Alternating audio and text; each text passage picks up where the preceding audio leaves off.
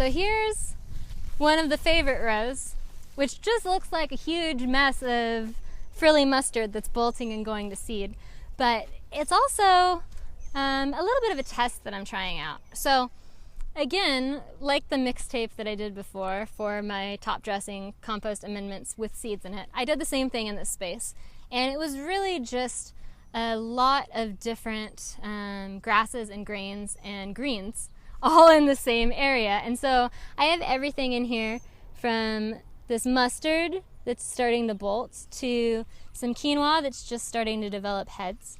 I think it's quinoa. It might be amaranth, but I'm pretty sure it's quinoa. There's like lettuces, like I said, and it's going to be kind of a seed row. It's also a good pollinator row because it's smack in the middle of everything. And so all of these little flowers will help to attract beneficial insects. A lot of the seeds will help to attract birds. And both of those things, while they may, have tastes here and there of the things that I want to grow, they're also going to help prevent or annihilate a lot of the pest insects that I don't want to deal with. And I haven't seen so many of those pest insects so far, so I feel like this plan is working. Another reason why I have these things in this space is this part of the field, and as you can see further back where it looks a lot drier and browner, it suffers from some pretty immense runoff because of the way the slope is. And when we get these storms that come through, either with just like tons of rain, maybe some hail, they just destroy and damage everything. You don't want bare soil exposed, because if you have bare soil exposed, that's going to wash down into the pond, which is going to create not only an algae bloom, but also it's going to be taking all of the nutrients off my field in the process, and I don't want that to happen. So part of the way that I'm getting around that is by planting a really diverse collection of species, some with deeper roots, that will help hold that soil medium in place, help provide green matter again on top of the soil. These guys in here are also protecting the tomatoes that my dad thinks I'm not growing. I have a few in another space that are doing really well, but he's like, there's not any in the field. And tomatoes are really heavy feeders, so I was hesitant to put them in here, but I did want to see if there was a way for me to support them with the sort of minimal interference growing that I'm doing right now. And these guys are planted, maybe a month ago, and they're starting to come up pretty strong. I like that they're surrounded by these taller plants, so as the storm that we're expecting today comes in, as some of the other summer ones will come in like the next month or two that tend to produce really high winds, lots of hail, they have this sort of like protection going on around them by these other crops. But these other crops are really spindly, and so it's like, I'll wait for this mustard to go to seed and harvest it, but I'll probably leave the rest of the stalk there so that this has protection from anything that's falling from the sky other than like an asteroid maybe. And then we'll see how it does. I mean, I've been, again, incorporating some of the Korean natural farming stuff. I've been treating a lot of this stuff with everything from like humic acid to fish emulsion to earthworm castings, really just kind of trying to work in the organic nutrients and amendments as I see them needed based on sort of the physiological expression of the plants. And here's a little papalo. So these guys are hard to grow from seed, but he decided to pop up right there, which is great because I love those plants.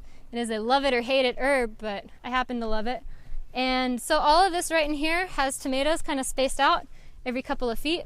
We'll see how many of them keep growing and producing. There's a little bit of kale hiding in here that, because of the shade that it's getting, is not bolting, which is nice. It looks a little dry, but fingers crossed the storm doesn't pass us, and then we'll get some water on these guys so I don't have to drag out buckets. I have been watering this space with buckets, which would make most people crazy. But I like watering with buckets because then I can kind of start actually figuring out, if you're in a space with a huge drought, if you're under water rations, if your river dries up, like what are the ways that we can go about growing crops in a climate that's constantly changing, that's unpredictable, and still be able to produce, some amount of food for all of us. Scooching down this way. So this is a little block of tomatillos I did, and my only regret is that I didn't do more further that way. I might still squeeze some more seeds in here after I'm done shooting and see if they can't catch up. But you'll see, like, these guys, they're doing really well.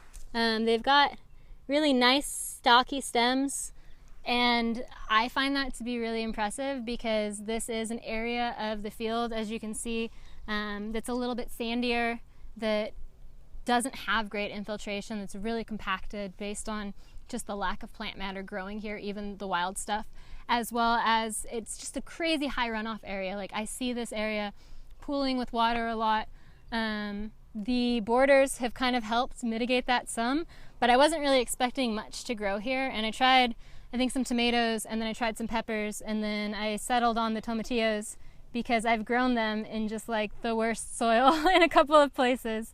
And so these are a purple tomatillo that kind of survived against all odds last year from some scraggly little plants, and I decided that they were worth saving seeds from because of that sort of resilience.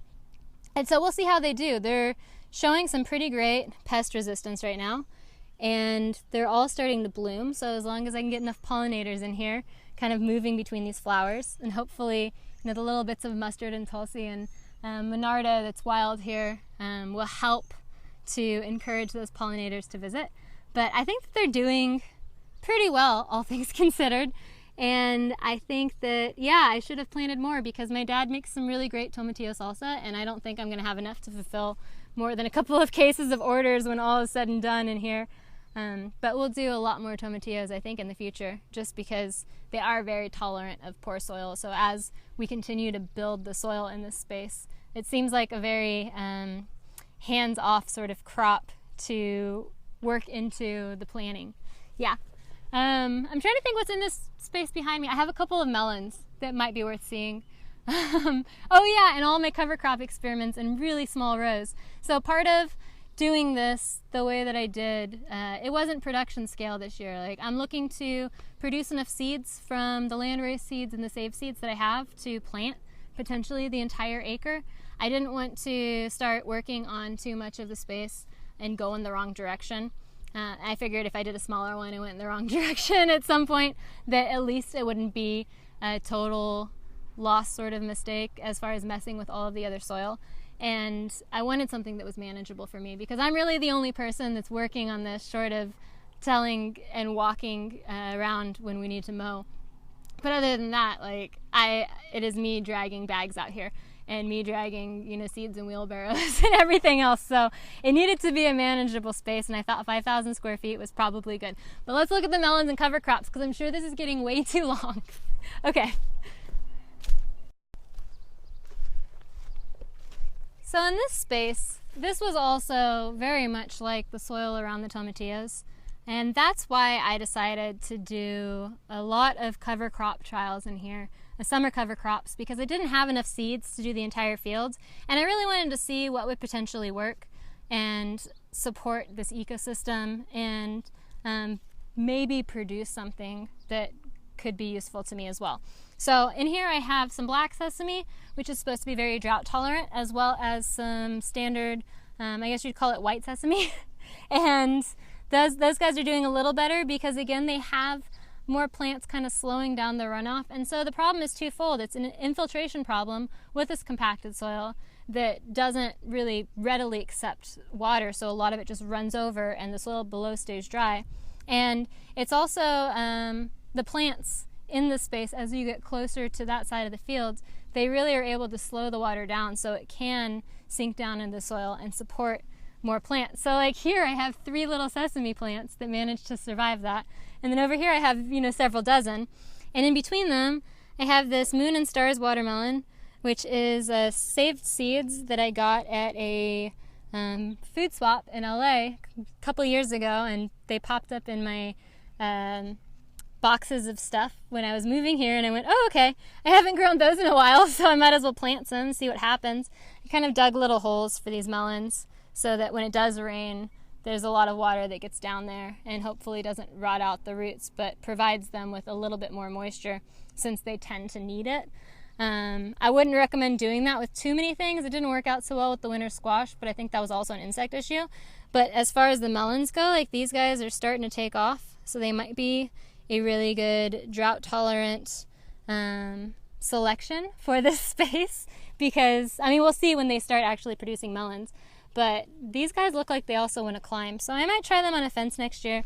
And then moving backwards here, there's all this, you can see all this sesame.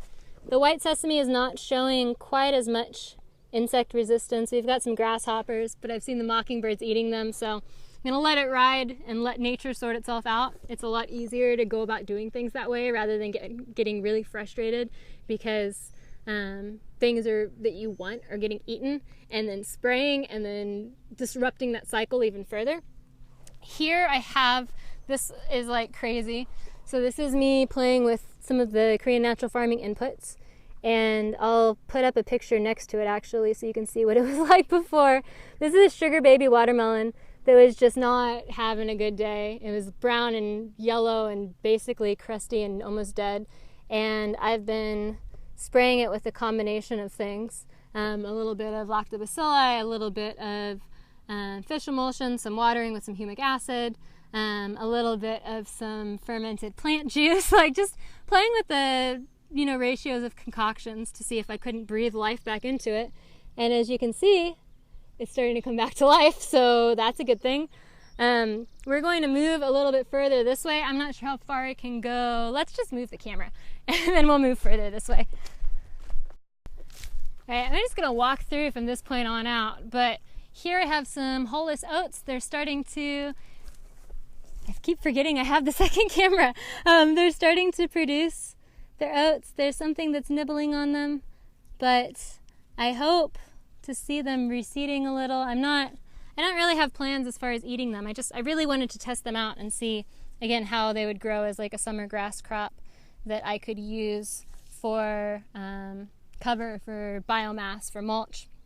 And they're coming up pretty nicely. The soil in here actually too, I mean, that's one of the things that I found the most impressive in these spaces is like just having this little bit of mulch. I can still kind of get like work your fingers down into the soil a little bit more. Maybe not so much in this space, but there are spots where it's like you can see that the biology of the soil was just sort of dormant and lying way below where it would typically be plowed to, just kind of waiting to see like, is something going to come up in this space. Now I am having some rust issues in here, and it's one of the things that I will have to be aware of with grass crops because the Johnson grass in this space does get rust, and I do think that that may transfer between it and other grass crops. Again, spraying that with the lactobacilli and trying to beef up the immune systems, I do think that the rust will start to recede a bit once I get that organic matter built up again in the soil. So I'm going to smush this little stink bug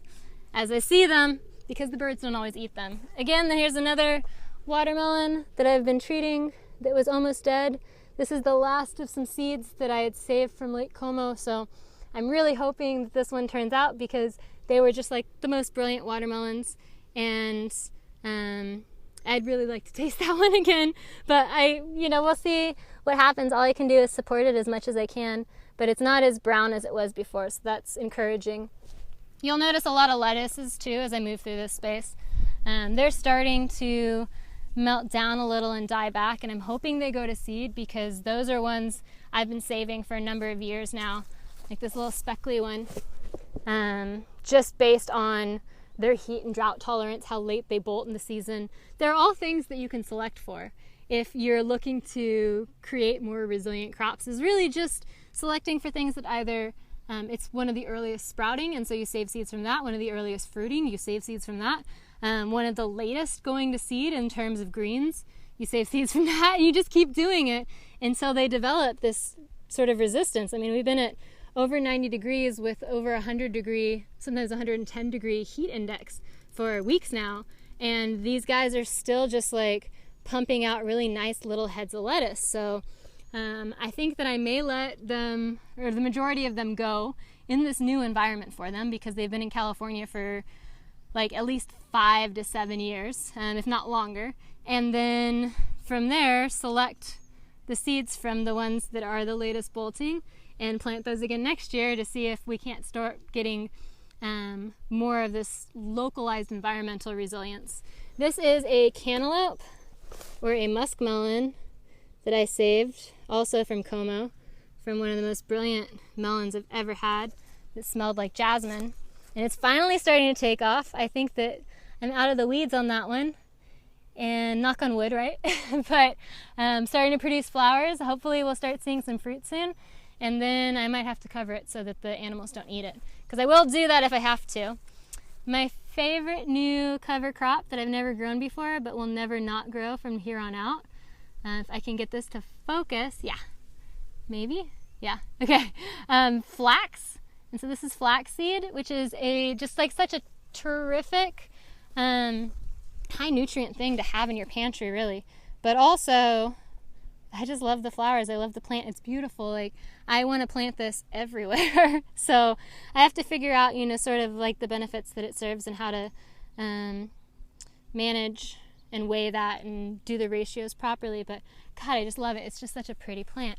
There's like is this a radish or turnip or something snuck in there? Some sort of brassica. And then this is the cantaloupe that my dad's been saving for a few years in this space as well. And so again, we're selecting for environmental tolerance, pest resilience. Like, you're looking to save, that's the whole reason that we save, right? Is so that we're saving in our own climates, in our own environments, so that these plants come back bigger and stronger the following year and more tolerant of whatever climate change is throwing at them. And so here's the meadow. And this is, I guess, kind of the wildlife buffer zone. And then I have meadow space over there, but it's all sort of meadow. All of this is volunteer. I know, it probably looks like it's all volunteer, but it's a mix of, there's Johnson grass, there's Monarda, there's Texas Yellow Star, there's things I haven't figured out, what exactly they are, but they all seem to serve purposes in terms of the pollinators and the insects and the holding down soil in the place where it should stay. And you can see too, like, all of this brown crunchy stuff under my feet right here is the residue from the winter peas that I planted. And so because this didn't get mowed, it's starting to mat, which is exactly what we want in order to start building enough mulch on top of the soil, or on top of the clay and sandy loam that I have here, to start really insulating that layer again, that layer of soil, and start creating a more functional soil food web. It does take some time, and it does take some tolerance of things not looking perfect and organized, like I think that we come to imagine with gardens. But I don't know, I think that there's something that's really beautiful. And you need this reverse shot, because like, as I'm looking at this field, like, there's just something that's really beautiful and magical about a space that is intact, that is able to kind of work through its own stuff, and just you be there to support it. And holding space for a space, I guess, would be the best way that I could put it. It's just like holding space for the space. Like, see what it wants from you and what it needs before deciding how it should be and what it should be. And so I'm hoping that what I've done this season does not have any negative impacts on the space, because the whole goal of regenerative is to do things better, and to leave things better than you found them. And so far I feel like it is working in that direction. So I'm pretty happy with where this is going. I know it's not going to be a big production year. It's not going to be, like all of the other gardeners you see on YouTube that are just pulling out mountains of tomatoes and squash and peppers and whatever. But it feels right for this field, if we're looking at it from a long-term perspective, and it being more self-sustainable, and it existing in some capacity of feeding other humans for the next 100 years or so, that this is the way to go about doing it. So if you have any questions, and I know you probably do, and hopefully I can answer them, please leave them in the comments below. As always, if you like what you see, hit that subscribe button, ding that bell, and follow me on Instagram at FlavorKit, because that's where I'm always documenting this stuff. There's a whole, multiple stories in my profile about the field and just the progress from the beginning of the season to now. I answer lots of questions about this stuff over there as well, if you're trying to get something direct. If you really need some hand-holding in the garden and you still think I'm the right person for that after watching this, then check me out on Patreon. It's a great way to support the sort of research I'm doing and help you know, provide cover crop seeds for this field space, because it is all out of pocket. It's not a functional business yet. And if that's not something that is in your wheelhouse right now, then please thank your farmers at the farmers market, just for doing the work they do, because you don't know until you have your own field how really, truly hard this stuff is. So until next time, happy gardening.